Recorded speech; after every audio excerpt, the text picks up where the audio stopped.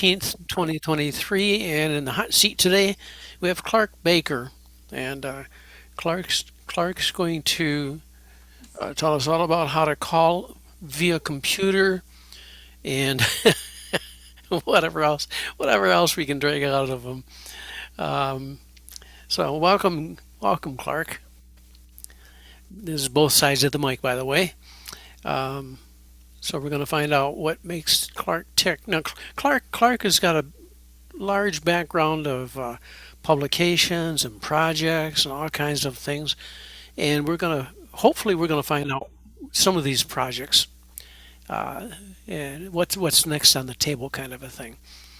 And he's lucky because I can see virtually he's got several really good friends on here.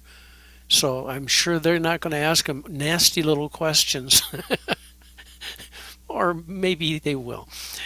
At any rate, let's start with a different question. I haven't asked anybody else, but how has square dancing changed your life, Clark? Well, I guess that I always thought that my life was built on kind of like a three-legged stool. You've got your home life, your work life, and your kind of hobby or whatever, which was dancing, and calling life.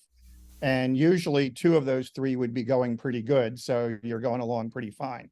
Um, I should also say that I met my wife square dancing. So it changed my life by, uh, you know, having me find a wife. So that was also beneficial. Well, if it weren't for square dancing, you'd still be a bachelor. Well, my uncle never married. So maybe he just never went square dancing. I don't know. That must be you. You could hang out with Never asked him, but yeah. you could hang out with Todd. Yeah. Okay, okay. Well, you aren't that Well, far. you've been through this before. You shouldn't have fun poked at you anymore. That's true. Um, so how did how did you get involved in square dancing? So I had three starts before it stuck. Um, the first one, I was born in 1954. So I'm guessing in about third grade, um, so like 63 or something, I had square dancing by records, probably they were old Ed Durlacher records for all I know, um, in third grade, and I enjoyed it. I remember I had a red and white check shirt that we'd wear. Our class was good enough that we would go perform for the other classes in the school. And have no memory other than my red and white check shirt, and I liked it. I don't remember my partner. I don't remember any of the steps.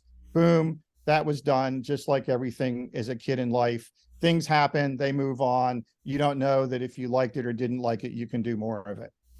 In ninth or 10th grade, sorry, in eighth grade, my dad had friends who square danced, and I've since met them at like a national square dance convention. Um, and they had a daughter, and they wanted to bring their daughter to lessons, and she needed a partner, and she had a friend, and they asked my dad, and I said, sure, I'll be her partner and go to square dance lessons. And my best friend and Finette's friend. So the four of us went to square dance lessons. And I must have gone through a traditional set of lessons in eighth grade. And I remember liking, enjoying it. I don't remember anything more than that. I don't know the names of any of the calls. And then boom, we moved. And just like things come and go in a kid's life, that was the end of square dancing until I went to college. And I remember seeing a flyer for all the student activities, and one of the flyers was for square dancing, but I was too chicken to go to the square dance club on campus. It would have been easy. And that would have been in fall of 72. But when I was a junior in fall of 74, I sat next to a girl in math class, because that's how you meet girls apparently. And she said, hey, do you want to go square dancing? And I go, sure. She says, well, come to the student center tonight. It's in the Sala de Puerto Rico, blah, blah, blah. So I did that. And the caller was Dennis Marsh. And they taught what today would be plus in about 13 weeks. The crash course, this was at MIT. And I've been dancing ever since. It ends up my future wife walked in the same night. She was going to the student center to do folk dancing, but it was advanced Balkan or something. So as they were leaving the student center, she and her roommate, someone looked out our door and said, "Oh, girls, we need girls. Come on in, learn to square dance." And they did. So each week I would dance one tip with my future wife and one tip with her roommate. And yeah, that's how I got started. The square dancing never seemed very complicated. Clearly something in my brain had carried over from 8th grade, but that was my third start at square dancing that stuck. Wow. So you meet girls through math class. That's good. I like that. Yeah. No wonder I had a hard time getting through math, and it wasn't because of the subject; it was because of discipline, um, or lack of. Um, so from there in 74, 75, how long did it take before you uh, decided to try calling? Um, so I'm pretty sure that I started calling in 1977. So 3 years. I know I wrote because I got pretty quickly into advanced and challenge dancing and then calling, and that material is often written out beforehand. I have some cards labeled pre 78. So they must have been written in 77. Um, but the way I got into calling is kind of maybe different than the average person.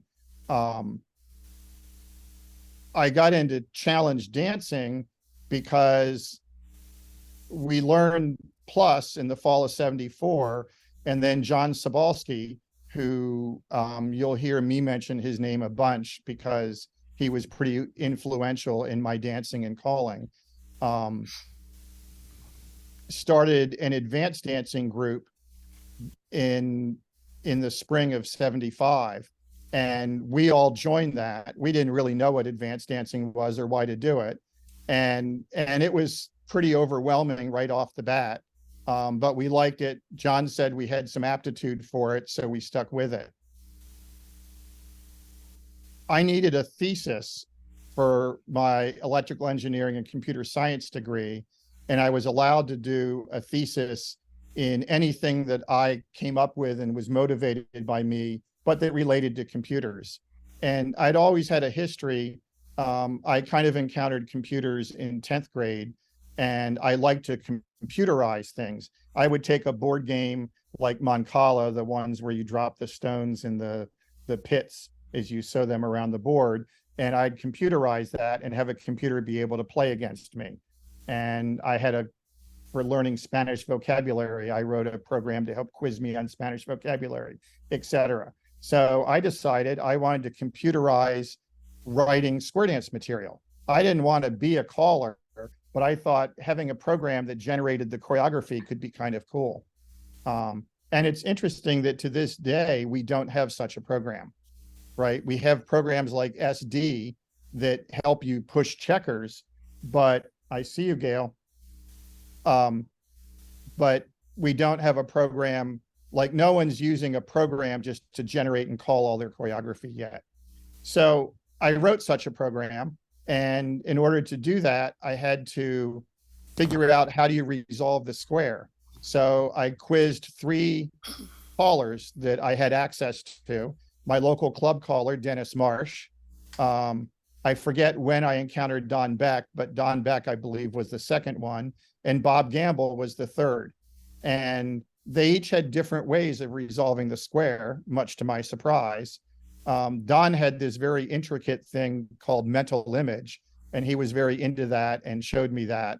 It wasn't very useful for my purposes, but we'll get into what I ended up helping him do there later. Dennis Marsh, as a typical caller who was pretty good at calling and resolving, he used a variety of methods, and it was very difficult to articulate what he did. And Bob Gamble gave me some of the clearest stuff, as I remember, but I kind of had to invent some stuff myself. So in the end, I wrote a thesis that generated smooth, flowing, danceable square dance material at the mainstream plus and advanced levels. And you'd see me with long sheets of computer printout and getting squares of dancers together to walk through the different material and see whether it really met the standard. And that kind of got me into writing material and maybe wanting to call it a little bit. John Sobalski had a calling rig that we could borrow. And eventually I ran sessions for him where he taught, and I organized the session and got the dancers. And I would call one tip each week. I'd write out material and call one tip. And after doing that for a while, at some point, John couldn't make one and I had to do the whole day. And it kind of went into that a little bit. I looked back in my records. My first paying gig, where I recorded taking an income, was in May of 1977. I made $3. And my first full dance was in November of 1977, filling in for Ron Libby. I made $48. Wow. So did you do his singing calls? I did not. As you probably know, for answering that asking that question, I have zero skills in singing, and I've never done, other than in caller school, a singing call. So I've had to organize my whole square dance calling activity around avoiding singing. What do you think of that? You know a lot about music and singing, so isn't that horrible? Oh, no, no, that's good. Because I do a session on doing singing calls for non-singers. Yeah. You know, the old George Burns routine of speaking verses and whatnot. The only trick I learned, I think Bob Gamble might have done this, other than having him dance in the front square and sing very loudly along with me, was, you guys all know this song. I think it was Summer Sounds. Why don't you sing along? Yeah, that's a good way to go. Or Yeah. you can say, I'm going to yield to the finer music, you know, on the record. Yeah. I Break it will up. say that because I don't sing, and I think singing calls are a part of mainstream and plus, and even some advanced dancing, I don't generally accept those bookings. So I don't think the dancers are losing much by me not singing. But it means I either have to do one night stands, which we should talk about sometime, or advanced and challenge, especially C3 and C4. Yeah, yeah. Well, I'm very convinced that everybody's voice is very unique to themselves and worth utilizing. And I could give you the names of some callers who are quite well known, who you could listen to and give you some incentive to, because not not all well known callers do all that great in singing, but the entertainment factor uh, overshadows that and makes up for it. So I never thought of myself as any great shake singing, but you know, we find ways to cover up our inadequacies. So anyhow, so we got there. Let's go back on the other side of the mic now. So, y- y- how did you and Miriam finally kind of get together and date and go that final step? So we were um, dancing a tip a night at Tech Squares. It's a singles club, so you change partners, etc. And um, in the spring, you've got to know that she's 4 years older than me. So while I was an undergrad, a junior, and then a senior in college, she was in grad school at MIT. And um, she had a car and a condo and a high paying job. And, I had nothing, right? Um, and each night of the summer of 1975, we liked square dancing so much that we would, and by then I was staying up at MIT over the summer with a summer job, and we'd go out dancing. So we just look up in the magazine back then was called the New England Caller magazine. It's now called the Northeast Square Dancer. And it had a listing of all the clubs and all the dances. We just pick one, and she'd pick me up at my dorm, and we'd drive out and dance. And we wouldn't know anybody there, and we wouldn't know who the caller was because we didn't really know who was good, who was bad, or what. Maybe over time we started developing some favorites, but I don't really even remember us talking that much about that. And we had fun. So we danced all summer. I happened to know she was dancing, her boyfriend had broken up with her, and she was dancing to forget. And I was just having a good time at it. And slowly over, 78, 79, the dating got more serious, and we were married in August 1980. She partly was waiting for me to grow up and catch up to her, because she definitely had more worldly experience. She'd been, backpacking through Europe and that kind of stuff. And I was pretty much just a computer nerd, barely graduating from college and then grad school. So I graduated college in 76 and then grad school in 80. And then we got married. And we had a square dance wedding. You want to hear just a little bit about that? Oh yeah, let's. Guess who called it the square dance wedding? John Sabowski, Um, Bob I Gambo, bet he wasn't in the area at the time. Lee At some Common. point, John bailed on me and went down to New York working for Xerox in New York, and then later out west to like Xerox Park on the West Coast. So I had to take over all of his groups and call for them for the last couple of years. Um, Don Beck was the caller, and my grandmother said it was the best wedding she had been to, or wedding reception. What? We had the wedding at the MIT chapel. Miriam had been on the MIT campus as a little girl and watched it built and loved that chapel and said, someday I'm getting married in that chapel. And she did. And we had the reception at the faculty club because her dad was faculty at MIT. And we pretty much just did dancing the whole time, eat food and dance. My friends, my grad student friends, all wanted to hear me call.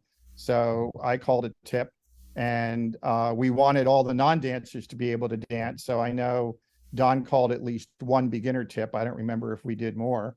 And the day flew by, the afternoon, and it was a great wedding, and it worked. I think Miriam's parents were a little nervous heading into it, not knowing what to expect. But as all their friends talked to them afterwards and told them what a great time they'd had, they kind of got over it. And because square dancing was nothing that Miriam's parents knew about. Wow. Go ahead, Don. Clark, can I add a little to that? Yeah, I don't remember the day very well. It was all a blur. Yeah, that's what happens. Clark and I have had mutual square dance wedding experiences. Gail and I decided we weren't going to do anything square dance wise, but Clark was not just a dancer and a caller, but he was a friend, and he was one of my ushers. Anyway, he asked me to call it his wedding, and I said I really didn't like square dancing at wedding, but he talked me into it. And I think I called a tip for non-dancers. We had 2 squares. Called the tip for, it was either mainstream or plus, and we had 2 squares. And then I called it a tip for advanced, and we had 2 different squares. And then Clark took over and called, I might have even called a C1 tip, and we had 2 different squares. And then Clark took over and called some C3 and C4 square, and there were 2 different squares. So each group of 2 squares all over the wedding got a chance to dance. It was fun. Your turn, I had Clark. not remembered that. That's funny. I believe it, but yeah. That's great. So, your were your vows sort of square dance related, or No, they weren't. Ask me where we honeymooned. Niagara Falls? No. That my parents honeymooned in Niagara Falls. Who Okay, guessed where? that? Oh, Cherry It was Ridge, no doubt. no, in Troy, New Hampshire. Oh, was We it? went to color school for our honeymoon. Oh my It's all So timing. It's all timing. yeah, Wow. my wife had been working on a legal support for a big court case, and she'd been down in Washington D.C. in expensive hotels and big, meals and all that. And she had planned the whole wedding. She says, "I'm planning the wedding. You've got to plan the honeymoon." And and I said, "What if we go to this color school thing up in Troy, New Hampshire?" And she goes, "Fine by me. I don't need a fancy place for a honeymoon. I've just been doing all this stuff, with the legal people down in DC." So we went there, and she could sleep late, skip breakfast, hobnob with people, dance if she wanted, not it was low stress, low pressure. She, I think, thought it worked out fine. That's great. That's great. Do you, were you at the National Challenge Convention in Niagara Falls? Yes. When I did, I officiated the wedding for Kitchen. Kitchen. Yeah, I'm Yeah. sure. I'm sure that happened. It sounds familiar. I don't have any particular JPEG memory of it, but yeah. No. Oh, someone, I think Bill Hyman did a video of it, but I have the, what do you call it? Paper copy Yes. of it. Oh, the notes you were gonna the vows. Yeah, about the only time I was in a church was when I got married, anyhow, myself. But um, I went back to the hotel room because I knew there was a Bible there, and I thought there was something about weddings, and there was in the back. So I copied that out, and I just substituted biblical references with square dance references, um, and I chided Kitchen into not following his neighbor and all that stuff. So I love it when someone gets married. I'm surprised. Don never talked about his getting married and in terms of square dance wise. Guess we should have talked about that. Another time we'll get Don back. Um, so in the meantime, so you got married in '80, and then you had some kids. So 83 and 89. yeah, that's how old they are, huh? Nope, that's the year they were born. Okay. Okay. And do they do computer things or math, or did they go completely different? They went different. Um, the older one, Eva, um, wanted to be an architect, which kind of has some STEM and math in it, certainly. And I never really did any of my computer stuff with her, although she certainly knew how to use the computer to do, word processing and Excel and that kind of thing, and play games and learn typing. Um, and she is an architect now. Um, and also she did chemistry as an undergrad, and she kind of uses those two together to help design laboratories. So her firm gets hired to do laboratory in, be it a hospital or a research lab or a morgue or whatever you have. And um, the younger one, Hazel, born in '89, she likes babies and kids and was going to go into nursing and be a midwife, but her first year in college decided that wasn't the right thing. She turned into a psychology major and especially liked and learned a lot about applied behavioral analysis, which is how you can train anything with a brain, basically, be it dogs, animals, people. And she especially works with autistic kids, getting them to do things now. She did go into dancing. I got Eva into contra dancing for a while, and Hazel, the younger one, is a member of Tech Squares, I think was vice president of Tech Squares for a while, even though she didn't go to MIT, and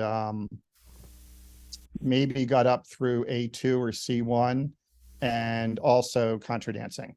So and a lot of Irish step dancing. That was her dance experience that she wanted to do. So we've had a little bit of dancing flow into the kids. I tried to teach Hazel computers at least twice, and both times were failures. So she doesn't do that. Oh yeah. Have you been able to pick Hazel's brain on why some people can square dance and some can't? Not really. That's interesting. I mean, certainly Don and I have talked a lot about how people learn and how to teach and all that, but I don't think that the style of getting something with a brain, I mean, she's at a pretty basic level of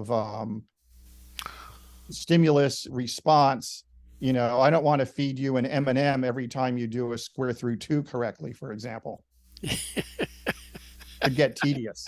Hey, whatever works, Clark. Come on. Yeah, maybe we need that, but yeah.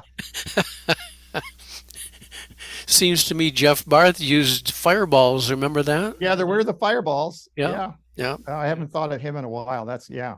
Yeah, me either. Okay, well, now you've done a lot of different projects, eh? Gee, I sound like a Canadian, eh? Jeez. Let's dispel that right now. I'm a New Yorker, upstater, but lived in a lot of different places. But in Canada has been home for many, many years, and it's a great place to be a resident. Anyhow, what are some what I don't know if you have a favorite project that you've worked on in the past or several of them. Well,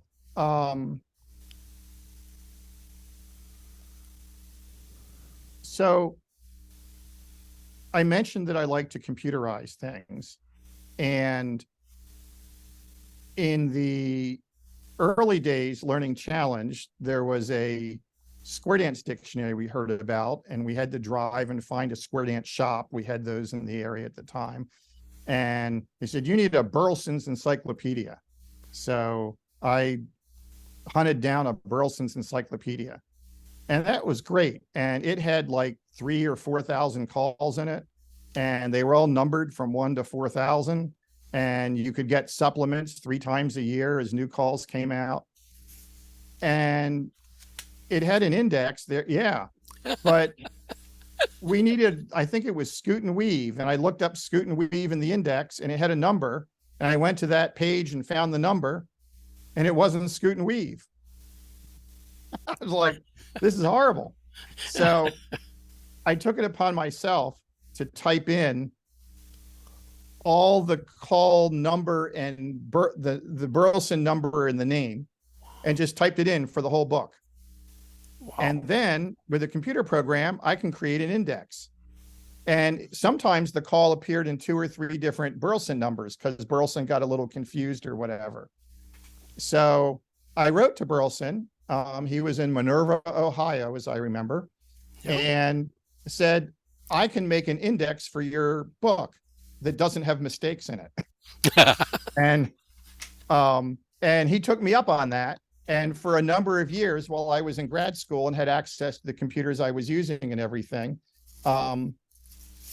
he would send me, as soon as he knew what was going to go in the next update, all the calls and the Burleson numbers, and I'd type them in, and then I'd real quick print out and send it to him. And that's the index that was in Burleson for a while. So that's an example of computerizing something. Eventually, I started doing handouts for the groups I was running with definitions in them. And I don't know. Joe's fallen over. What should we do? No. I'm trying to get my old Burlesons out here. There you go.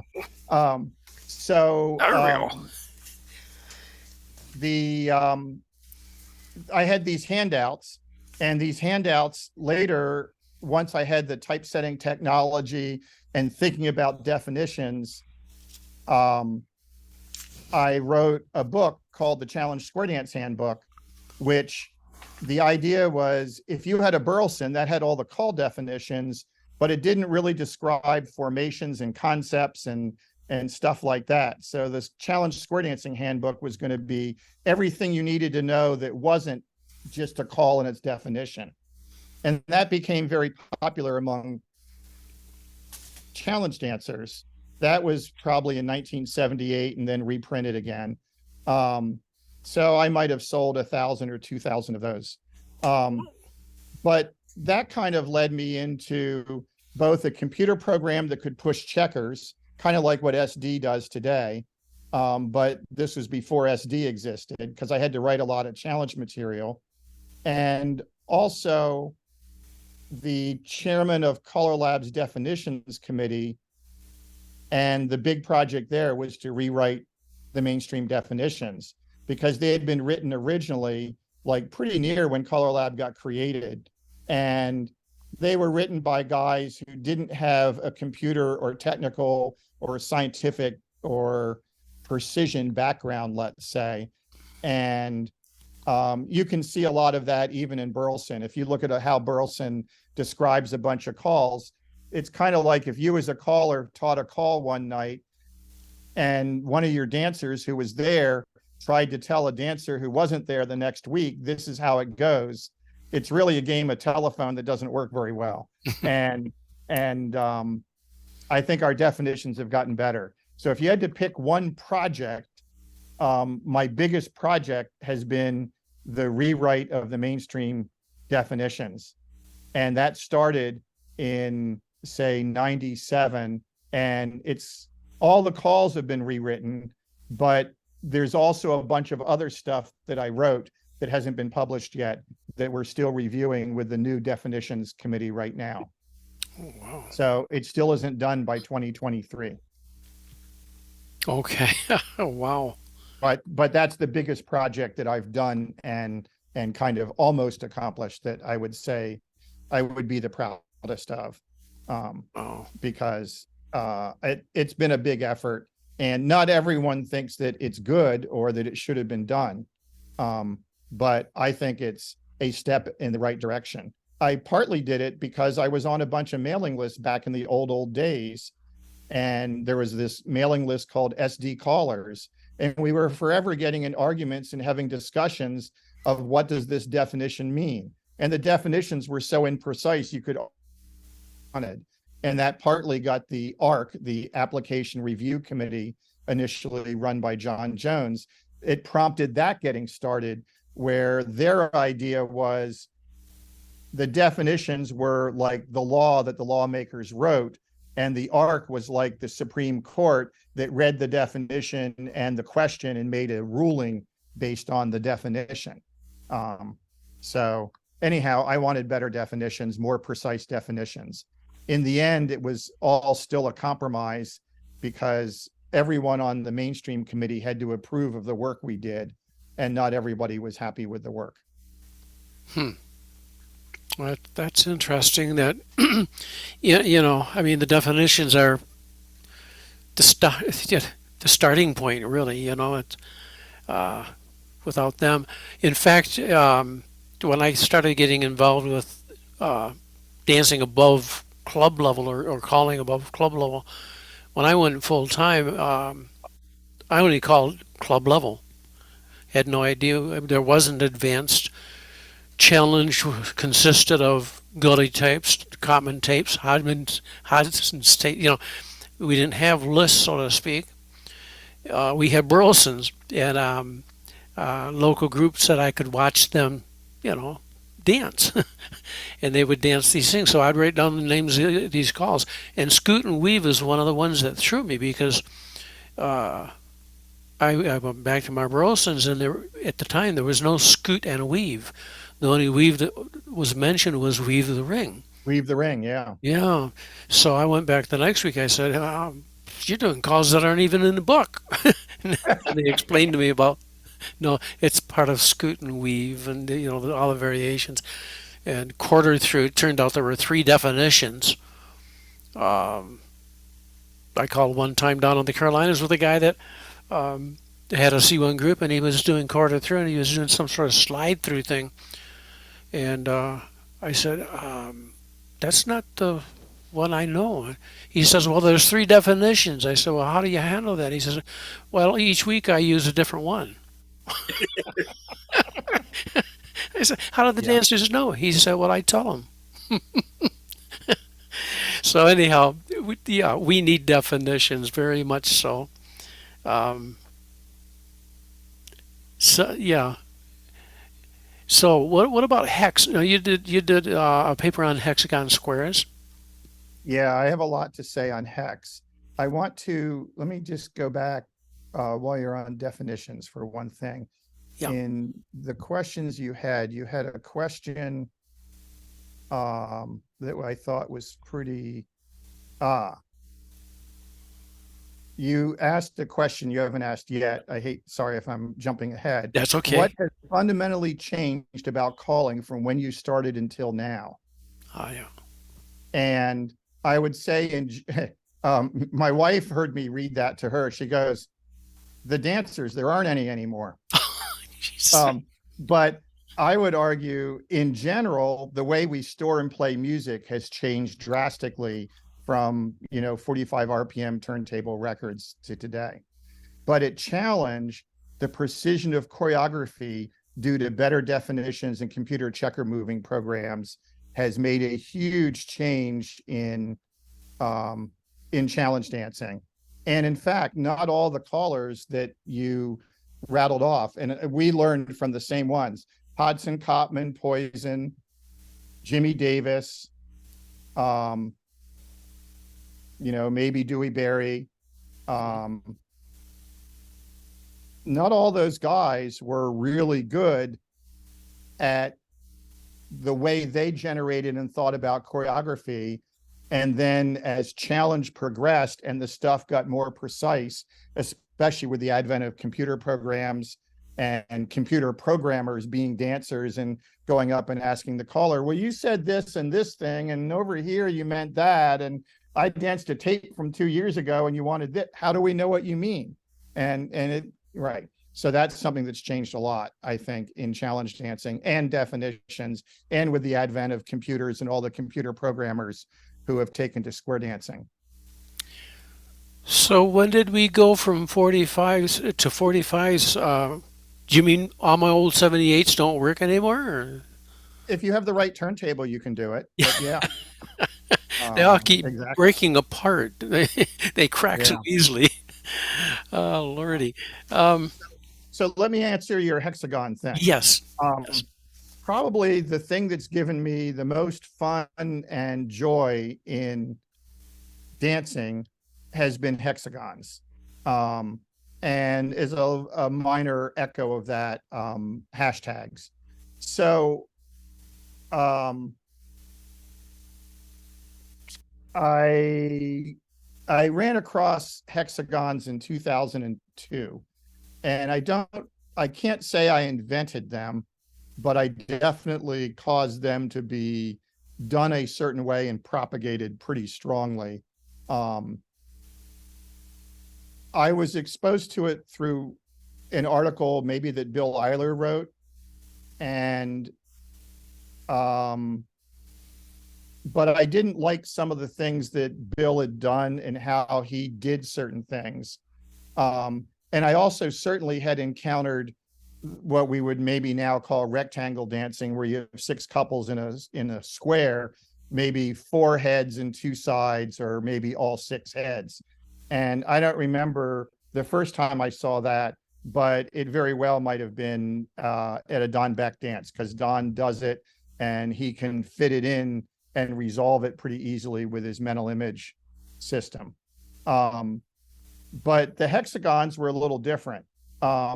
And I made an observation pretty early on that I thought that any call would work in a hexagon that was a symmetric call. So if you're doing symmetric square dance choreography, all that stuff works in a hexagon.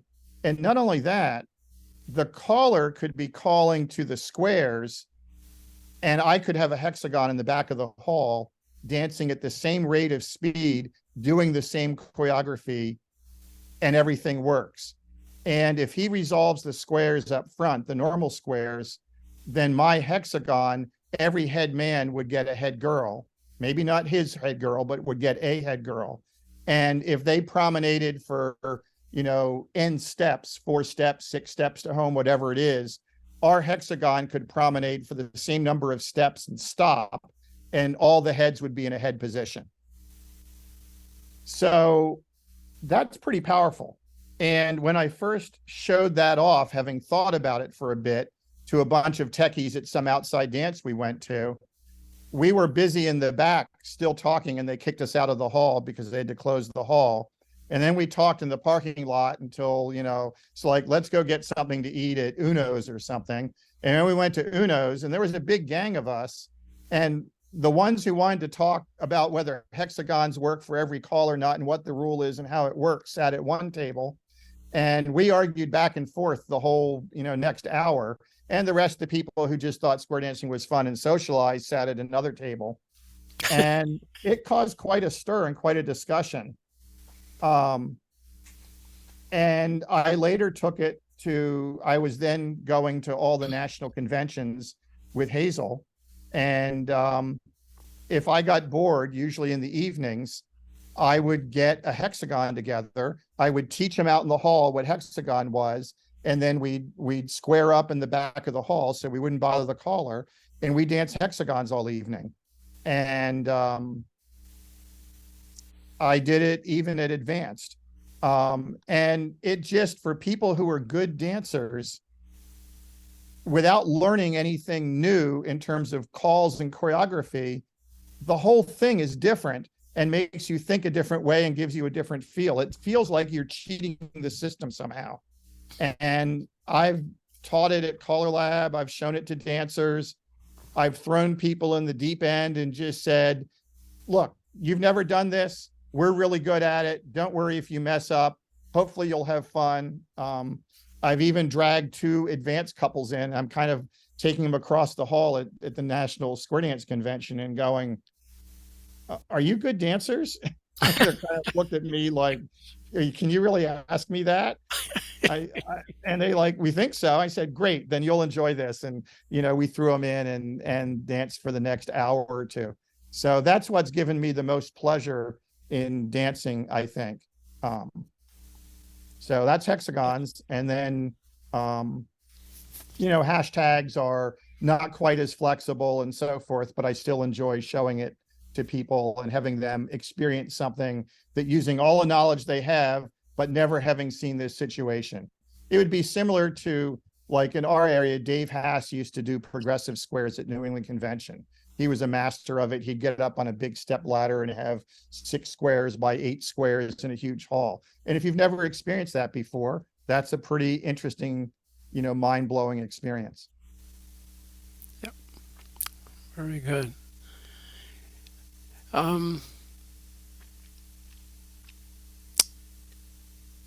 See if we can get do a few other questions here. Oh yeah. Let's. Oh yeah. So what kind of a hobbies are in your background? What do you like to do? So kind of square dancing was the hobby. Then later it became contra dancing. And I've always liked board games. I've done a few computer games, but not as much on that, but really board games, good old cardboard and tokens and all that. And reading, both fiction and nonfiction. And these days we've been watching a lot of TV, but mostly YouTube channels. So I've been pretty impressed with some of the people who produce output on YouTube channels. So I would say those are my hobbies. Miriam would say that my hobby is work. We haven't really talked about my work, but I like it. I'm good at it. And I often treat the weekends as an opportunity to get a lot of work accomplished without having to go to those meetings, those pesky meetings that happen throughout the day. If you really want to, work and think for 4 hours solid on something, there's nothing like waking up, being refreshed, and not having anybody at work bother you while you solve a problem. I mainly solve problems at work, so I like problem solving. And what is the framework that you do this in? Um, for the last 11 years, all my jobs have been related to computers. My advice to somebody going into the computer field, back in the 70s was learn computers and something else, because then you can go computerize that other field because they won't know anything about computers. So if it was computers and biology, I think a person very savvy in computers could have gone into biology and done amazing things. In my area, I initially did computers and integrated chip design, building microprocessors and verifying the designs of them. And I did that for like 20 years. Right now, for like the last 11 years, I'm doing just something that sounds really dumb and simple: computer programs that back up the data on your computer. So I work for Carbonite. We've since been purchased by the largest Canadian IT company, OpenText. I had never heard of them. I don't know if you living in Canada had, but they started it out of the University of Waterloo. I think they digitized the Oxford English Dictionary or something as one of their first projects. But right now they're an international, very large, 25,000 employee company. And I'm just a little teeny corner of some company they purchased 3 years ago. But we back up a bunch of people's laptops, computers, and then when they need their data back, if they have a data disaster or ransomware strikes or something, then we can help them restore the files they need, or maybe all their files. So doing that at scale, we have many petabytes of data backed up, many computers backing up, the thing's supposed to be working 24/7, et cetera.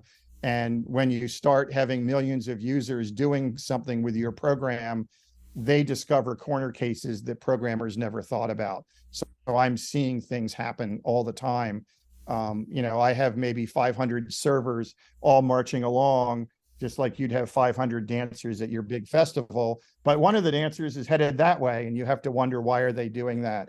And what are they thinking, and what's wrong with them? Yeah. Oh my. So with aviation being fly-by-wire so much,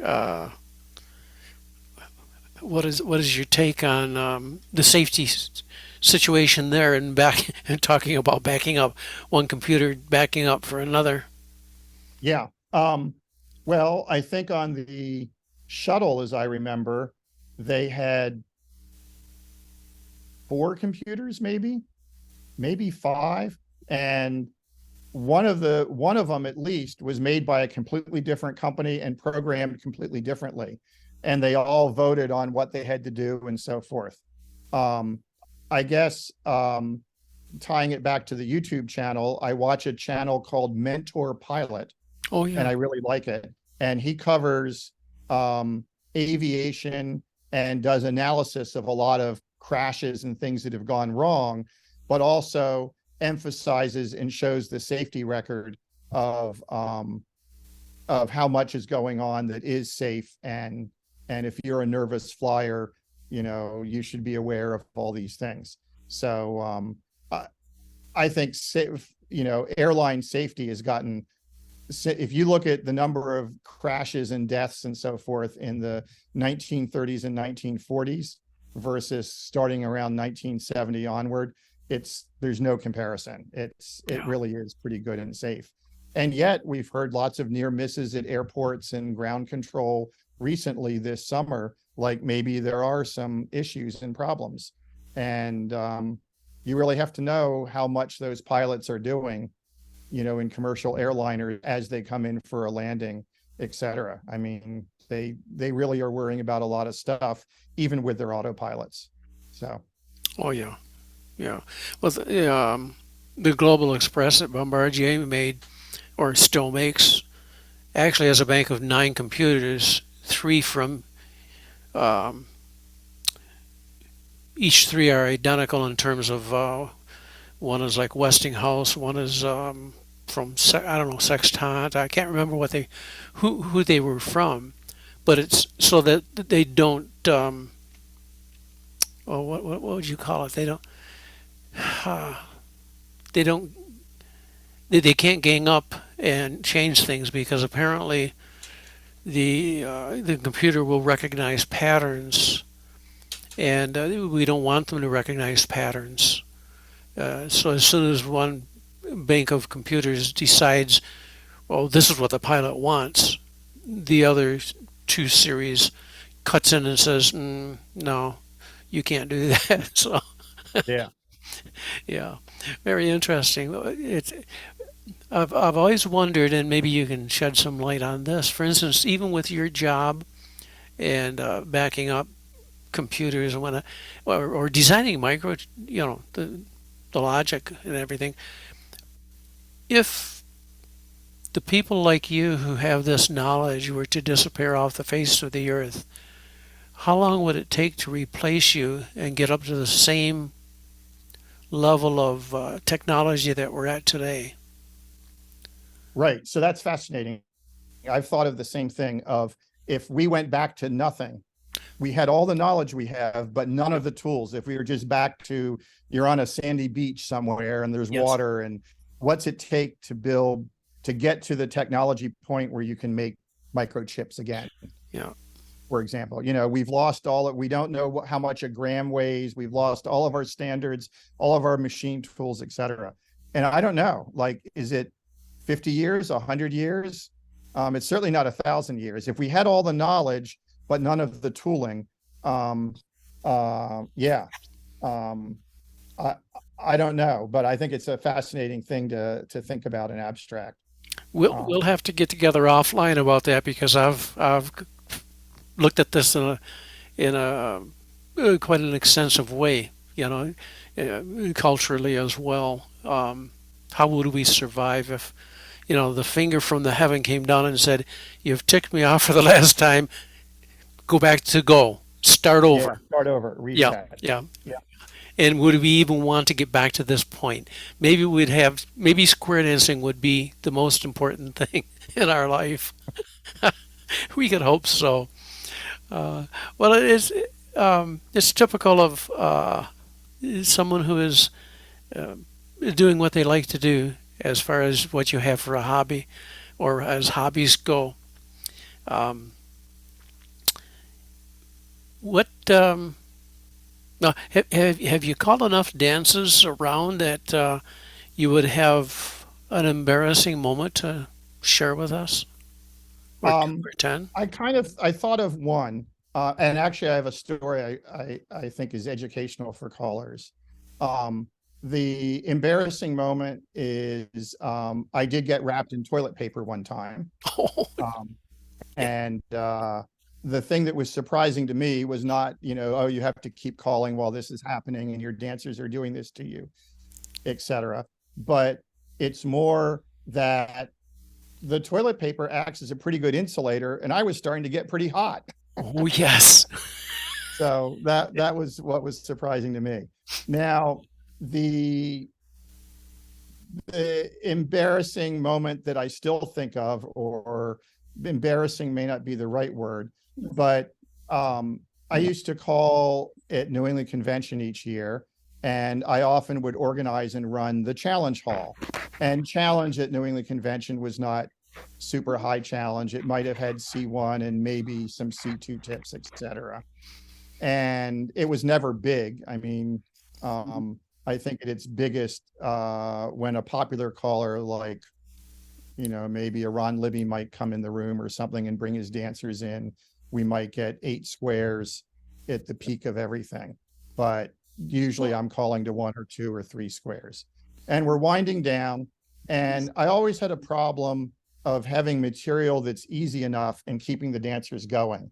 The dancers are never as good as what I'm hoping they could do if I was just writing material. I know this stuff fits together and flows, but you really have to keep it pretty easy or they don't succeed. And Todd's called weekends with me where we've done C3B, and he knows what I'm talking about, because even at those weekends, and it's dancers he knows and dancers I know, and some dancers I call to on a weekly basis, when I pull out my written C3B material, you really have to divide it and, put it in piles of easy, medium, and hard. And maybe you never get to any of the hard sequences, and you kind of wish you had more easy and a few more mediums. So I've been trying to keep the level down, trying to keep the dancers moving, and really never able to kind of let it rip with my written material and what I know my dancers could do. And for the last tip, I forget if I announced it or something, that this might be a little harder or faster, or if I didn't, but I'm just like, screw it. I'm gonna finally call the tip I wish I could have been calling all festival. The front square got it.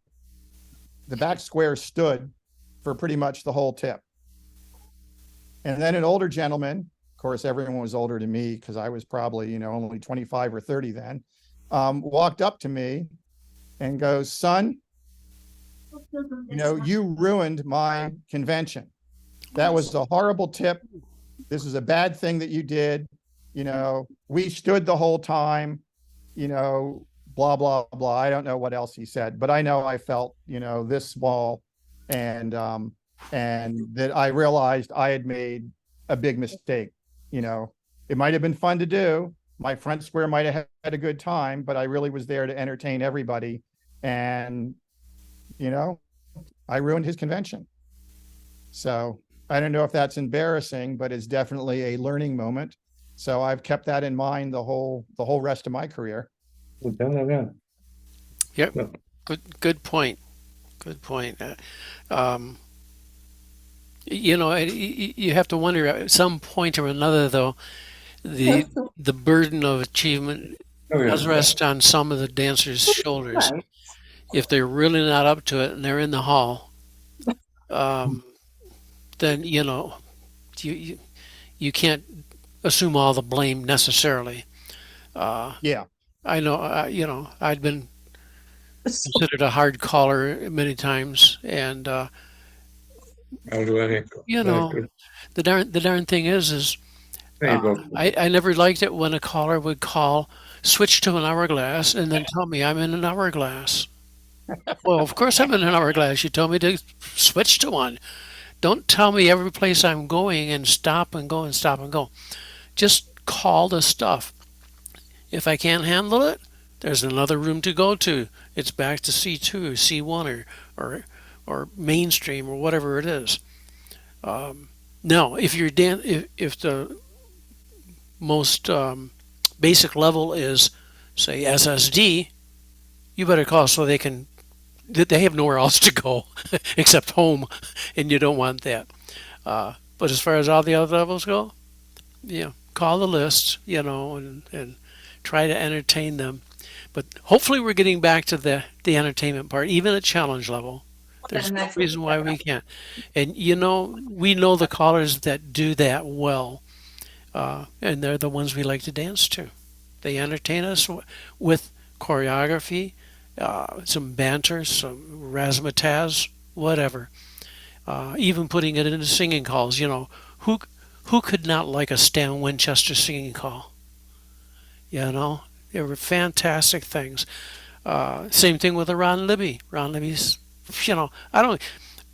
you could have been doing C4 and he can call a singing call with plus stuff in it. You're going to like it. It was just great stuff. Now, you have 2 truths and a lie, don't you? I do. Let's look at that. Let's see. So Yeah, two of these are going to be true, and one of them I'm making up.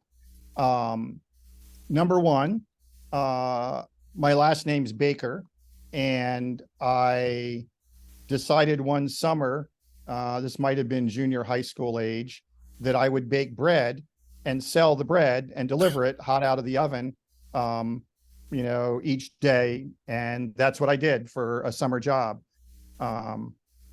And number two, for some reason, I always wanted to be a candy striper in a hospital. And when we were up in Niagara Falls, we lived near a hospital, and I signed up to be a candy striper. I was the only guy in this group of all the girls because it's not typically a male thing.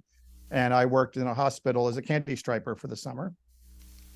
And number three, I've always liked building things electronically, and Heathkit was a big company back then, and they had a catalog, and the biggest thing in the catalog was building a Heathkit TV. So that was what I wanted to do one summer, is get and build a Heathkit TV. So number one, bake bread. Number two, be a candy striper. Number three, build a Heathkit TV. Okay. Hold your finger up with what you think is the lie. One of those is a lie. Number one's the lie. Don's taking it, so he's okay. Todd's going for number one. The baker's too obvious. Yep. You're going for the number one, Baker. Yeah. How about Duna? Two is a lie. I'm not a candy striper. And Hannah and Lars? Up. Can't quite see your hand. Which one's the lie? You don't know. Yeah. Okay. That's good. Okay. And okay, so Lars said that what? A volunteer, candy striper. The volunteer is a lie. Okay. He said that Baker is a lie because Baker's a lie. Yep. Good. because nobody can get up that early. Oh, well, that's a good point. Was arrested and charged with firebombing of 2 police vans 3 blocks away. Eileen's asking, what is a candy striper? It's usually a girl who often wears a certain outfit, and she would be of junior high or maybe high school age, and they do tasks in a hospital like wheeling people from their room to where they need whatever, physical therapy or something. Or if there's mail, they'll deliver the mail, and they do minor things like that, not real nursing or helping out, but at least they're in the hospital doing things. A volunteer in a hospital. Yep. You want the answer? Yes, please. Yep. Give us the background. I did on bake the bread. other. I was a candy striper. I wanted to build a TV, but I never really ever did that. So number 3 was the lie. Ah, very good. I don't remember getting up early to bake the bread. I think that I did have to get up and sometimes ride my bike to the grocery store and bring back a 25-pound bag of flour, which made the bike pretty tippy because the 25 pounds is a lot to carry on a bike. But I would double the recipe and make 4 loaves. And if I had enough to do, I would, as soon as those were rising and doing stuff, I'd start over and make 4 more loaves. And the most I ever made in a day was 12 loaves. Holy And smoke. it had to rise, get punched down, rise, get braided, because it was a braided loaf, and then rise a third time, and then get baked. And then I would wrap it in saran wrap, put it on my arm. 1 loaf could fit on my arm, and go over to whoever had ordered it in their house. And I could get all that done. Yep. You must have Wow. made a bundle. I charged 65 cents for a large loaf and 35 cents for a half loaf. Why'd you ever And- bother going to college and doing computers? I know. Yeah, you can't. Exactly. Right. Holy smokes. Okay, we've got to go through the have you ever situation because I pick on everybody that equally. Have you ever ridden a motorcycle? Nope, Have you ever jumped out of an airplane? nope, Flown in a hot air balloon? nope, Scuba dived? nope. Worked in a factory?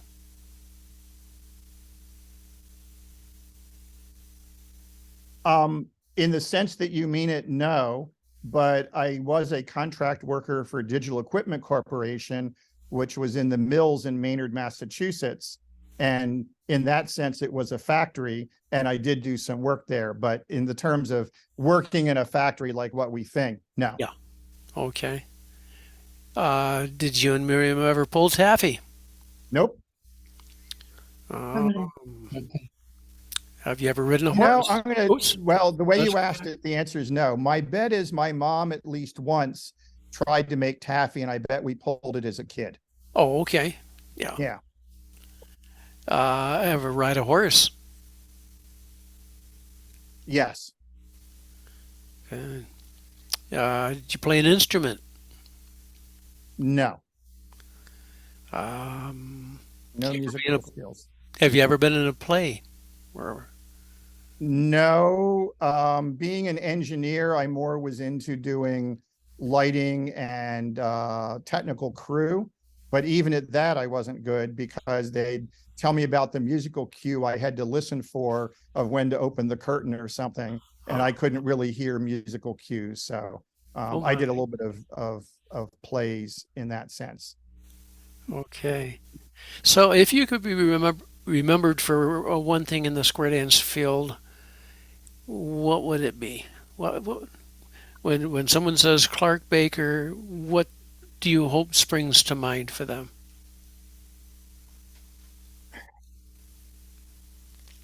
Depending on who it is, I can give you three things. One would be hexagons. Um, second, if it's especially challenge dancers, it would be the precision and creativity of the choreography. I think that's what several of the C4 dancers would say. And if it was, maybe the activity in general, the work I did on the definitions, I think that could have the most lasting impact on something. Oh. So is there anything that we haven't covered that you'd like folks to know about? I'll say one thing, again, this could be help newer callers or whatever. You didn't really ask about festivals or weekends or anything. And my secret for doing those was to buddy up with a really good caller, which in my case would be John Sobalski. And John and I would go do a weekend's worth of dances, say at Paul and Carol Galbert's house. So we'd do like 5 dances, each at a different level, and we'd alternate calling tips or whatever. And that meant I didn't have to write as much material. And if I wasn't the good caller or had a bad tip or a bad, whatever, John could always kind of backstop me. And as we got out of calling in people's basements, and I was hired at Cherry Ridge initially with Johnny Preston, again, me and a better caller, or then John Sobalski later. We ran a weekend there for the longest time. And again, I think the two of us together, he helped me not have to write as much material and carry the weekend. Eventually, I got to the point where I was hired to go out to Pace or call in Chicago or down in Florida all by myself. But even when I did some weekends around here, Todd and I did a series of weekends. And again, it gives the dancers a different experience having 2 voices. And it gives us as callers the experience of making half as much money as we should. So I knew Todd appreciated that. Yeah, that one, I did a bunch with Dave Wilson that way also. That just gave me a good way to get into calling and doing weekends. And then eventually I started organizing and running weekends on my own. a lot of them were at Lakeshore Farm up in New Hampshire. And I really liked that facility. It had sleeping rooms for 64 people and a dance hall that was on a nice wood sprung floor. Um, and I organized C3 weekends. I organized Plus weekends for Tech Squares. I organized Contra Dance weekends. And a friend of mine even organized board game weekends there. Because at our square dance weekends, we did a lot of board gaming. So at the board game weekend, I called some square dancing and just mixing and crossing those hobbies. At my square dance weekends, we do some contra dancing because unlike the old days where the two sides never mixed, we've got a good crossover, a good healthy crossover these days of square dancing, contra dancing, board gaming, etc. So I think that's one thing I would just mention that we didn't happen to talk about. Oh yeah. Yeah, there's any number of things. Well, I'm saving material for the next time. Oh, okay. You're going to ask me about a superpower? Oh yeah. Yeah, what's your superpower? Oh, I thought it was what superpower I wish I had. Oh, okay. I thought you had them all. I thought Oh, well, okay. the superpower I wish I had, Yeah. I mean, potentially it should be singing, but no, it's being able to resolve the square. I never became a super great, reliable site caller. I've been to tons of talks on how to site call and what to do. And maybe it's because I always called for singles groups. So the partners are always mixing and there's never, enough continuity there. But almost all the calling I do is written material unless I'm in a teaching situation. And, going to Germany and teaching a C3B teach week, it's hell for me because I don't know the people. I can't pair them up. I don't want to waste my time resolving all the time. And yet I do want to get them back home and pick up the squares that I lost. So that's the superpower I wish I had. Yeah. Wow. Have to ask Don Beck. Don Beck will help you with mental imagery. Yeah, well, Clark's learned that from me, but yeah, it's not one of his more frequently used tools. no. There's a long history there too. Well, that's the beauty, though, of zeros and equivalents is everything, every challenge call there is, we can break down to a zero or an equivalent pretty much so that you don't have to, as long as you know just before you're ready to resolve where you're in a comfortable place, you can call a few of these zeros things and, now not, certainly not at for C4, even C3 when we start getting into concepts, it's a little more difficult, but Mike Jacobs and I used to always share get outs. And, it was always fun because Mike you walk in the door and he'd run up and he'd say, hey, put the dancers across the street, have them do a swing through, and then you can do the zippity doo dah and you do a right and left grand. And, whoa, you write that one down. So we're all doing zippity doo dah. So, resolving is it's not so magical when it's done like that, but you have to, again, you have to have an awful lot of material. So if I were to go over some of these other things here, like, what's your favorite books? Do you like coffee better than beer? If you were going to do something else for a living, what would you do? Well, let me do you asked favorite book or movie or TV show. Yes. And I actually have an answer for each of those. My favorite author right now is a guy named Nathan Lowell who writes some science fiction that's pretty mild science fiction. And Quarter Share is the first book to start with there. I really enjoy it. TV show has been West Wing. I've watched West Wing many times, and both my younger daughter and I enjoy West Wing and Aaron Sorkin stuff in general. And movie, I'm a big fan of the Julia Roberts Aaron Brockovich movie. Hmm. I own it on a DVD and have watched it several times. I think I just like that story of, kind of a downtrodden person and, a big company doing horrible things, etc. So those are good for those three. Now, that wasn't the question you wanted me to answer. Go ask me a question you want me to answer. That's the one I thought about. Oh, that's good. That's good. Do you mow your own lawn? No, I pay somebody. Maybe you should get Todd. Todd grows flowers a lot. He's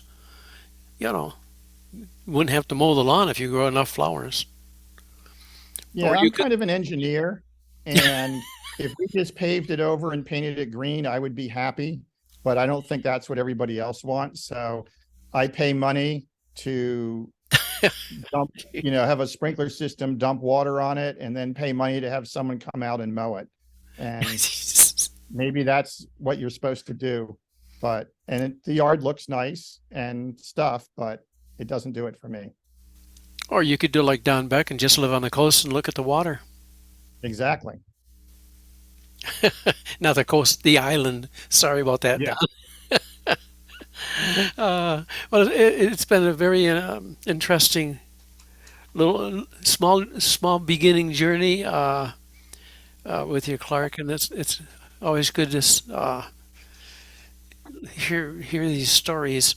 I did have one of the things I wanted to mention from way long ago, and Clark and Miriam both don't remember it exactly, but my youngest daughter, Megan, um, she was with me at one of the, I thought it was a festival or it wasn't a dance I was calling by myself by any means, but uh, Clark introduced her to the idea of the phantom toll booth, which is, correct me if I'm wrong on this, but isn't that where people were, uh, they were born at the height they were going to be, and then their feet would grow and reach the ground eventually to. That's what you had said. I don't remember this well, and I don't remember. I know the book. I know our kids had the book. My wife knows the book. I don't, so I can't answer any You might have any made that trivia on story the up. Phantom Toll Booth. Okay. You might have made the story up about people being. I might have made that up. I do Yeah. make things up when I talk to kids, just to see whether how gullible they are. Yeah.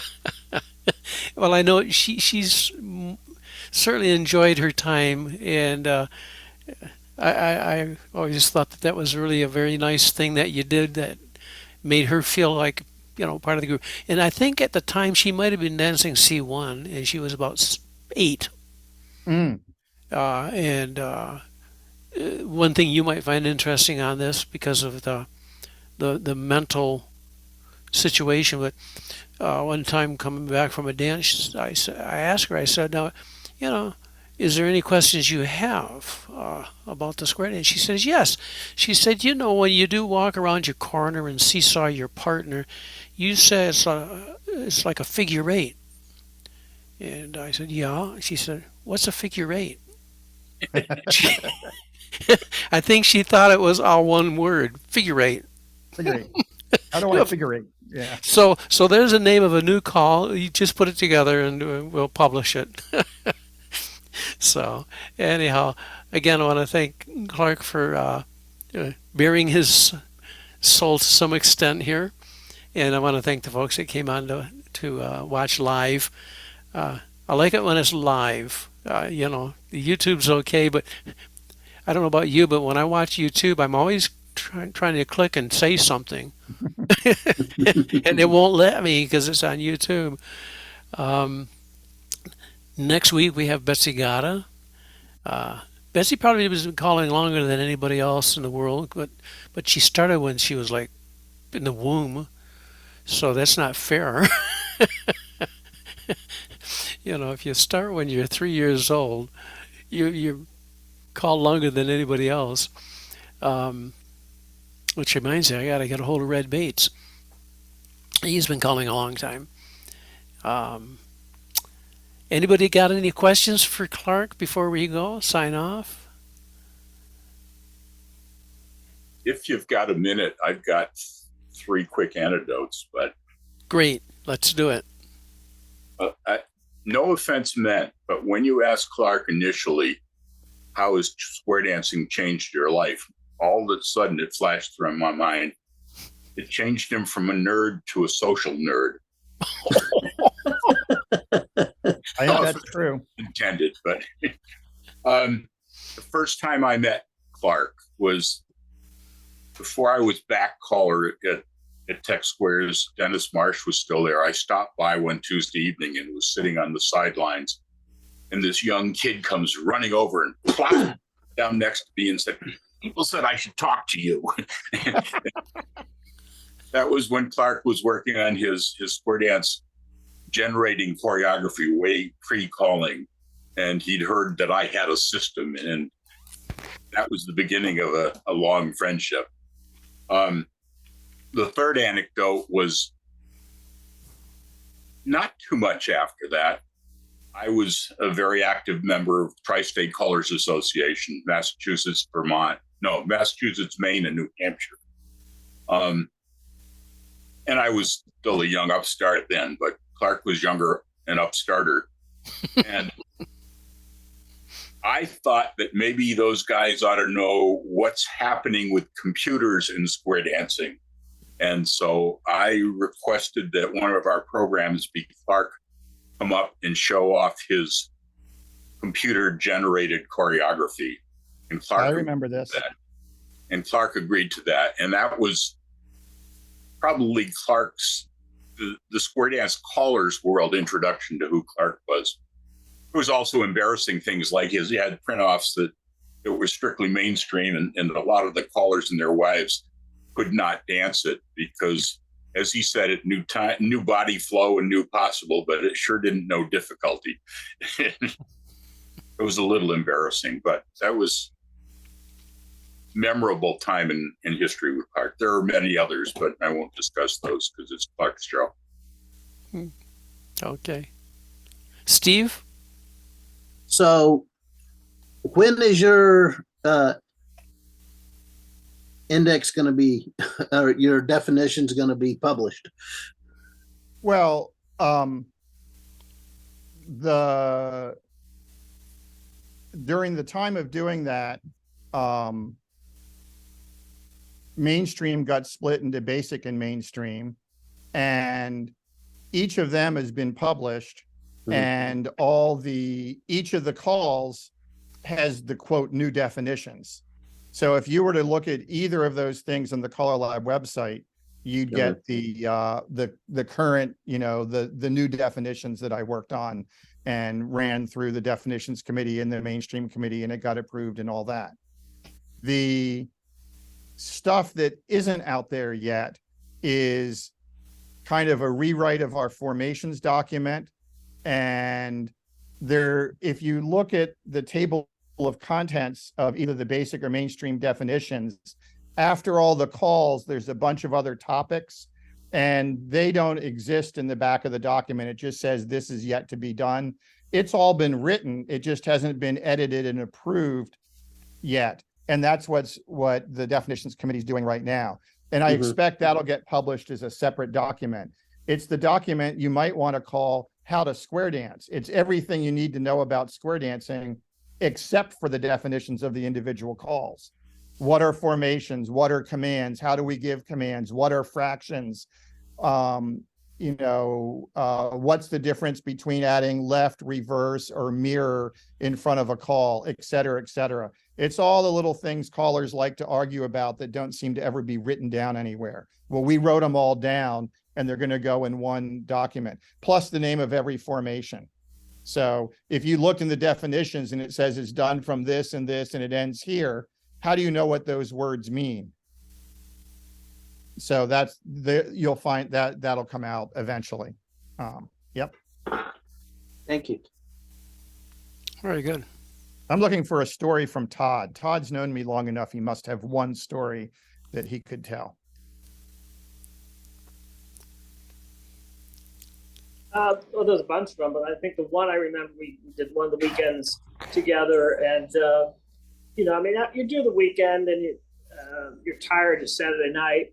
And I think Clark said, "Oh, let's go contra dancing." And like, it was like, "What, are you crazy?" And I think I forget where we drove to, but I think we went to the last, like, only two dances. Yeah. And then we went back home. He said, "Oh God," it was fun, but I just remember that as a funny thing. That sounds like me, right? Yeah. The thing I was looking forward to was not calling the weekend, but going to the contra dance because Right, it probably yeah, had a good band or something. Yeah. Jeez. That's great. Alrighty. Well, we'll close her off at this point. I've just got to find my recording button here. So I want to thank everybody for joining, and you stick around and yak a little bit if you want.